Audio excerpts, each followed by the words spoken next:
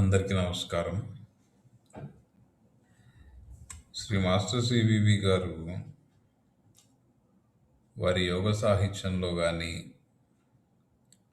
వారు ఉపయోగించినటువంటి లెటర్ హెడ్లో కానీ, వారు ఇతరులకు రాసినటువంటి ఉత్తరాల్లో కానీ, ఈ యోగ మార్గాన్ని వారు యోగా లైన్ అని మాత్రమే రాసేవారు. ఒక్కొక్క చోట డైరెక్ట్ లైన్ అని కూడా వారు రాశారు. అయితే వాడుకలో ఎక్కువగా భృక్తరహిత తారక రాజయోగం అనేటువంటి పేరు ప్రచారంలో ఉంది. ఏ పేరుతో పిలుచుకున్న అభ్యంతరం ఏమున్నది, అది శ్రీ మాస్టర్ సివివి గారి యోగమే కదా అని అనుకున్నప్పటికీ దీన్ని రాజయోగం అనేటువంటి పిలవడంలో కొంత గందరగోళం ఏర్పడుతుంది.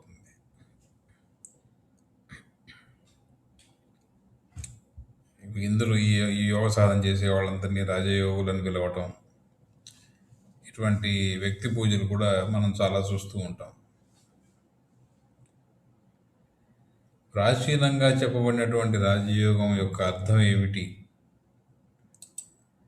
అనేది కనుక మనం గమనిస్తే,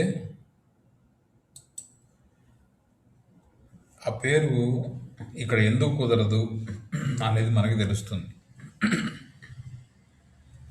1913 ఏప్రిల్ 11వ తారీఖున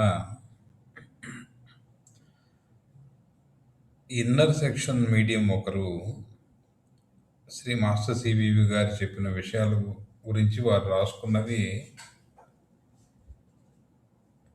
వాటిని బట్టి వాటిలో రాజయోగం గురించి వారు చెప్పారన్నట్టుగా కొన్ని విషయాలు రాసుకున్నారు.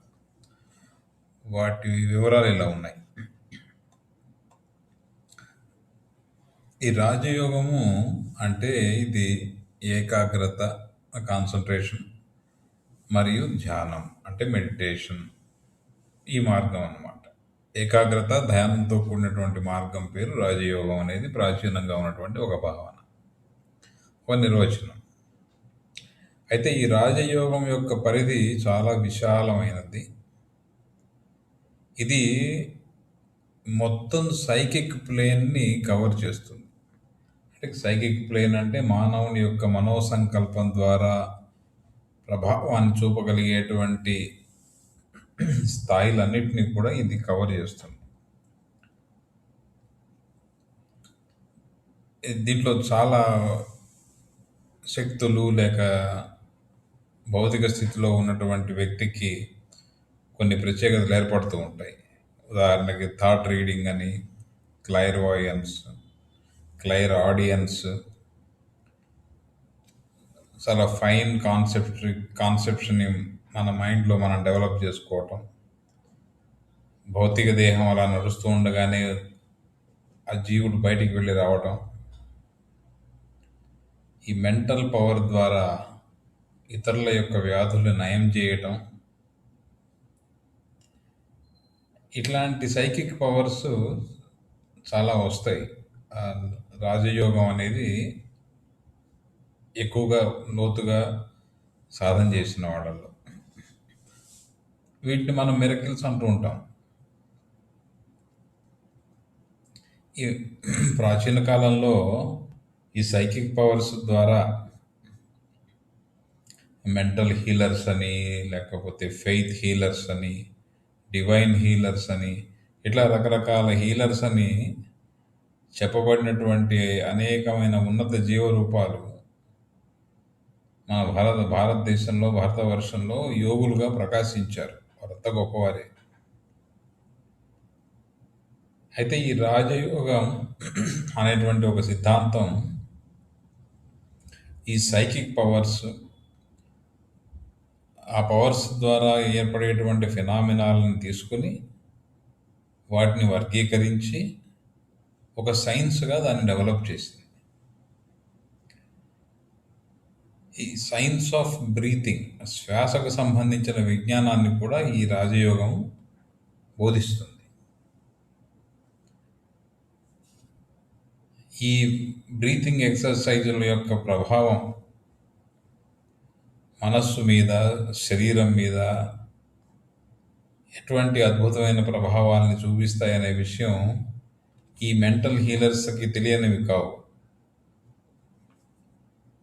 అయితే ఈ సైకిక్ పవర్స్తో సైంటిఫికల్గా అర్థం చేసుకుని ప్రవర్తించినప్పటికీ కూడా అసలు ఈ శక్తుల్ని పొందటం అనేది ఒక స్పిరిచువాలిటీకి ఒక సంకేతం ఏది కాదని కూడా ఈ రాజయోగం ఆ యోగాన్ని సాధన చేసే వాళ్ళకి చెబుతుంది. ఇది ఆధ్యాత్మికత యొక్క ఉన్నతిని పొందటానికి ఈ సైకిక్ పవర్స్ పొందటం అనేది అవసరం అని చెప్పి అది ఎక్కడ చెప్పదు. అది హింట్ కూడా కాదు. ఈ సైకిక్ పవర్స్ మీకు ఏర్పడినాయంటే అది మీరేదో స్పిరిచువల్గా ఉన్నతి చెందారు అనే దానికి సూచన కాదని కూడా ఈ రాజయోగం ప్రస్తావిస్తుంది.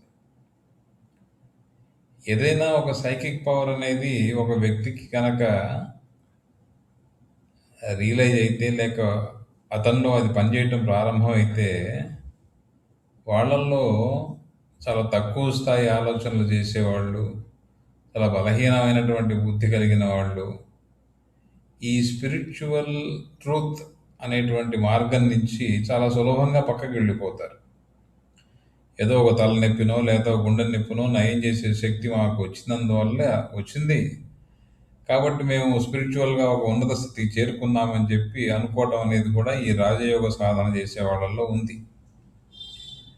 అయితే ఈ సైకిక్ పవర్స్ను ప్రదర్శించటం, దాన్ని ఒక వృత్తిగా మార్చుకోవటం, అలా చేస్తే అది వ్యక్తి యొక్క ఆధ్యాత్మిక ఉన్నతికి, స్పిరిచువల్ అడ్వాన్స్మెంట్ అనేటువంటి ఒక మార్గాన్ని తీసుకుంటే దాంట్లో ఈ సైకిక్ పవర్స్ని ప్రదర్శించటం, దాన్ని వృత్తిగా మార్చుకోవటం చాలా పెద్ద అవరోధంగా ఏర్పడతాయని కూడా రాజయోగం చెప్తుంది. ఈ రాజయోగం యొక్క ప్రధానమైనటువంటి లక్ష్యం ఏమిటంటే ఆ విధంగా సైకిక్ పవర్స్ని ప్రదర్శించటం, వాటిని వృత్తిగా మార్చుకోవడం లాంటి పనులు చేయకుండా ఏకాగ్రతతో ధ్యానం ద్వారా ఆ యోగాన్ని సాధన చేసేటువంటి విద్యార్థులకి సూపర్ కాన్షియస్నెస్ అనేటువంటి ఒక ఉన్నతమైన స్థితికి తీసుకువెళ్ళటమే ఆ రాజయోగం యొక్క ప్రధానమైన లక్ష్యం. వాళ్ళ పద్ధతి ప్రకారంగా ఆ స్థితిలో ఇండివిజువల్ సోల్, మనం జీవాత్మ అంటాం, అది పరమాత్మతో అంటే యూనివర్సల్ సోల్తో మమేకమైపోయి ఒక యూనిటీ ఆఫ్ ఎగ్జిస్టెన్స్ని, ఒక ఇన్నర్ పీస్ని, అంతర్గతంగా ఒక శాంతిని, ఒక వర్ణించనలగానే ఆనందాన్ని, అనుభూతిని పొందేలా చేస్తుందనేది ఈ రాజయోగం యొక్క సిద్ధాంతం, దాని యొక్క లక్ష్యం. అయితే ఇట్లా ఏకాగ్రతతో చేసే ప్రక్రియలు కానీ, శ్వాసకు సంబంధించినటువంటి ప్రాణాయామ ప్రక్రియలు కానీ, ఇట్లా హీలింగ్లు అవి చేస్తూ ఉండటం కానీ శ్రీ మాస్టర్ సివివి గారి యోగ మార్గ లక్ష్యాలు కావు అనే విషయం బహుశా అందరికీ తెలిసే ఉంటుంది. అసలు వారు సాధన చేయించినటువంటి ఏ ఒక్క మీడియం కూడా, ఆ మీడియం ఎంతగా అభివృద్ధి చెందినా కూడా వాళ్ళు ఎటువంటి మిరకిల్స్ చేయటం అనే ప్రసక్తే లేదు ఈ యోగ మార్గంలో. ఒకవేళ ఎవరికన్నా హీలింగ్ చేయించినా అది తాత్కాలికంగా చేయటమే కానీ అదే పరమావధిగా చేయటం అనేది కూడా ఈ మార్గంలో లేదు. కొన్ని ప్రయోగాల కోసము, కొన్ని అవసరాల కోసము, అంటే ఆధ్యాత్మిక అవసరాల కోసము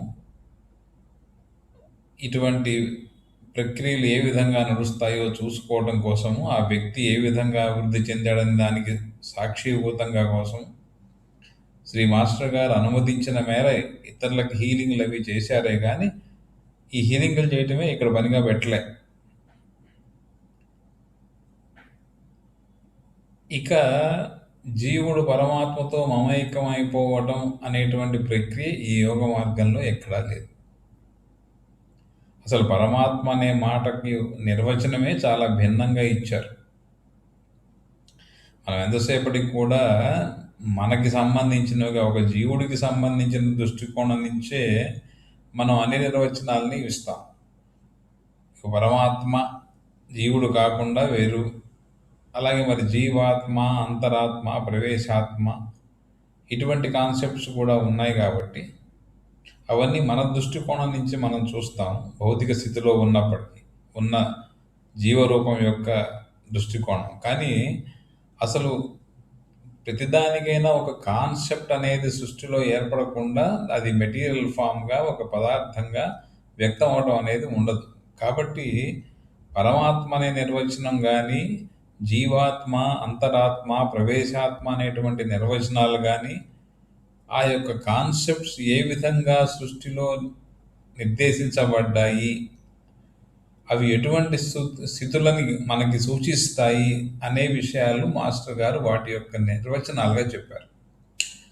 టీ కోర్స్ అనేటువంటి వివరణగా వారు రాసినటువంటి అద్భుతమైనటువంటి రచనలో ఈ సంక్లిష్టమైనటువంటి విషయాలన్నీ కూడా ఉన్నాయి.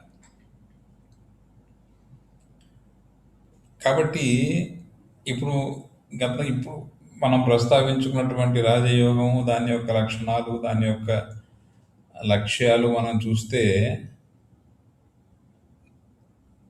దాన్ని కనుక మాస్టర్ సివివి గారి యొక్క యోగా ప్రక్రియతో కనుక, యోగా లక్ష్యాలతో కనుక పోల్చి చూస్తే మనకు అర్థమవుతుంది శ్రీ మాస్టర్ సివివి గారి యోగ మార్గాన్ని రాజయోగం అని శ్రీ మాస్టర్ సివివి గారు ఎందుకు పిలవలేదు అని.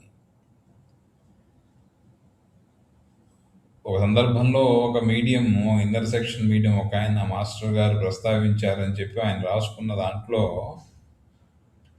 శ్రీ మాస్టర్ సివివి గారు ఈ మార్గాన్ని మౌల్డింగ్ లైన్ అని పిలవడం సముచితంగా ఉంటుందని కూడా వారు వ్యాఖ్యానం చేసినట్లుగా ఇంటర్సెక్షన్ మీడియం ఒక ఆయన రాసుకొని ఉన్నారు తమిళంలో.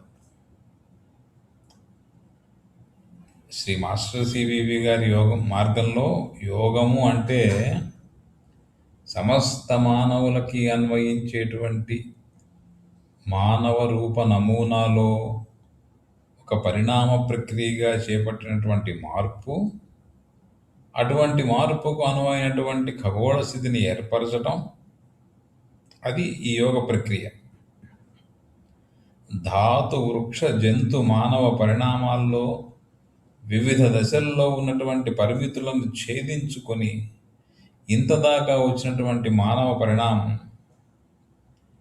ఇప్పుడు ఈ జీవరూపానికి ఉన్నటువంటి పరిమితులను ఛేదించి వికాసం చెంది ఉన్నతమైన మానవునిగా ఆవిర్భవించడమే యోగా అన్న మాటలోని అర్థం. శ్రీ మాస్టర్ సివివి గారి యోగ మార్గంలో యోగా అంటే అది. ఒక ధాతువు తన పరిమితిని అధిగమించి వృక్షరూపంగా, వృక్ష పరిణామానికి ఉన్న పరిమితులను అధిగమించి జంతువుగా, మానవుడిలో ఇప్పుడున్నటువంటి మానవుడిగా ఉన్నటువంటి పరిమితులను ఛేదించుకొని ముందుకు వెళ్ళటం. మాస్టర్ సివివి గారి యొక్క యోగాన్ని వివరించడం కోసం మనం ప్రాచీనంగా ఉన్నటువంటి కాస్త తూకం ఉన్నటువంటి బరువైన పదాలు ఉపయోగిస్తే మనం మాస్టర్ గారి యోగం గురించి బాగా చెప్పినట్లన్నా మనం అనుకోకూడదు. అలాగే ఏవో శక్తులు వచ్చేసినాయని, గొప్పతనం వచ్చేసింది, డెవలప్ అయిపోయాము అని కూడా మనం అనుకోకూడదు. అసలు ఉన్నతమైనటువంటి భావనలను కలిగి ఉండి సంక్లిష్టమైనటువంటి ప్రక్రియలను వారు రాసి ఉంచిన వాటిని అర్థం చేసుకునేలా మన మెదడుకు మనమే ట్రైనింగ్ ఇచ్చుకొని ఈ మార్గం యొక్క యోగ సాహిత్య విశేషాలను కొంతమేరైనా అర్థం చేసుకోగలిగేటువంటి మార్గంలో మనం ఉండటం కూడా డెవలప్మెంట్కి ఒక సూచనే. ఎందుకంటే ఉన్నతమైనటువంటి భావాలను అర్థం చేసుకునే ప్రయత్నం చేయమని, చదవమని, విషయాలు తెలుసుకోమని శ్రీ మాస్టర్ సివివి గారు మీడియంలకు సూచించిన విషయం అందరికీ తెలిసిందే, కానీ దాని మీద ఎక్కువగా చాలామంది దృష్టి పెట్టరు. కాబట్టి మనం కోరేది ఏమంటే, శ్రీ మాస్టర్ సివివి గారు స్వయంగా రాసి ఉంచినటువంటి అద్భుతమైనటువంటి యోగ సాహిత్య వివరాలని అర్థం చేసుకునే ప్రయత్నం అందరూ చేసుకొని ఉన్నత భావాలని ఏర్పరచుకోవాలని మన యొక్క ఉద్దేశం. నమస్కారం.